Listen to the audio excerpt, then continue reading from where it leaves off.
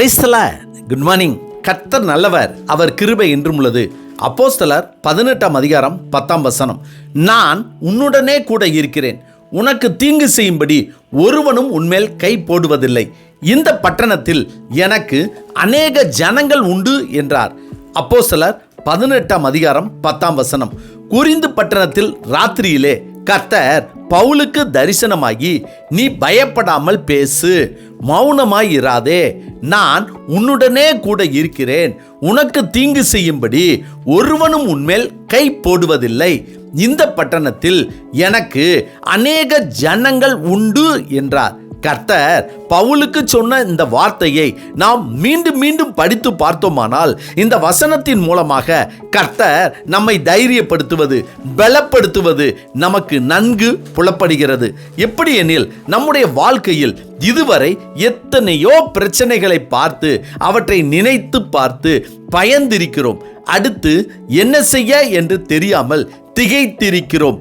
வேறு வழியே இல்லையே என்று பயந்து போய் கவலையோடு இருந்திருக்கிறோம். ஆனால் இதுவரை நாம் சந்தித்த பிரச்சனைகளில் நம் வாழ்க்கை அத்தோடு முடிந்து விட்டதா?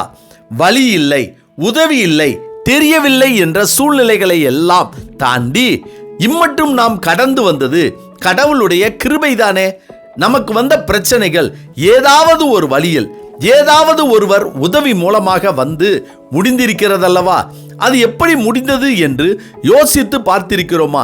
அது எப்படி என்றால், கர்த்தரால் தெரிந்து கொள்ளப்பட்ட கர்த்தருடைய பிள்ளைகளாகிய நமக்கு இந்த பட்டணத்தில் கர்த்தருடைய ஜனங்கள் அநேகம் பேர் இருப்பதால், கர்த்தர் தம்முடைய ஜனத்தை கொண்டு நமக்கு உதவி செய்து வழியை சொல்லி பிரச்சனையை முடித்திருக்கிறார். அன்று பவுலுக்கு உதவி செய்த தேவன் இன்று நமக்கும் அவர் தெரிந்து கொண்ட அவருடைய ஜனத்தை கொண்டு நம்மை காப்பாற்றுகிறார், உதவி செய்கிறார். உனக்கு விரோதமாக யுத்தம் பண்ணுவார்கள், ஆனாலும் உன்னை மேற்கொள்ள மாட்டார்கள்.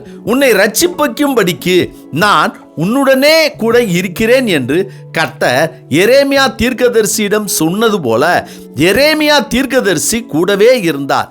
அப்போஸ்தலனாகிய பவுலுக்கு சொல்லியபடியே, பவுலுக்கு எதிராக எத்தனையோ சூழ்ச்சிகளும் உபத்திரவ காலங்களும் வந்தபோது, கர்த்தர் பவுலுக்கு சொல்லியபடியே பவுல் கூடவே இருந்து மகிமைப்படுத்தினார், மகிமைப்பட்டார். எனவே நான் உன்னுடனே கூட இருக்கிறேன், உனக்கு தீங்கு செய்யும்படி ஒருவனும் உன்மேல் கை போடுவதில்லை. இந்த பட்டணத்தில் எனக்கு அநேக ஜனங்கள் உண்டு என்ற கர்த்தருடைய வார்த்தையை, இது ஆண்டவராய் இயேசு கிறிஸ்து எனக்கு கொடுத்த வார்த்தை, எனக்கு கொடுக்கப்பட்ட வாக்குத்தத்தம் என நாம் விசுவாசித்து தைரியத்தோடு, பலத்தோடு, சமாதானமாய், சந்தோஷமாய் வாழ்ந்தால் ஆசீர்வாதம் நமக்கு நிச்சயம் உண்டு. ஆமென். ஜெபிப்போமா.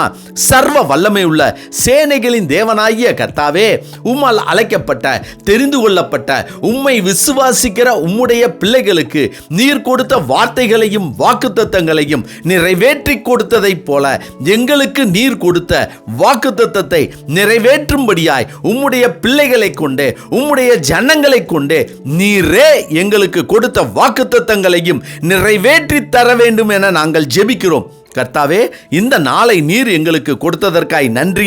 இந்த நாள் முழுவதும் உம்முடைய கரம் எங்களோடு கூட இருந்து எங்களை பாதுகாத்து வழி நடத்தி எங்கள் தேவைகளை சந்திக்க வேண்டும் என இயேசு கிறிஸ்துவின் நாமத்தில் ஜெபிக்கிறோம் நல்ல பிதாவே. ஆமேன், ஆமேன். கர்த்தர் நல்லவர், அவர் கிருபை இன்று முழுவதும் நம்மோடு கூட இருப்பதாக. ஆமேன்.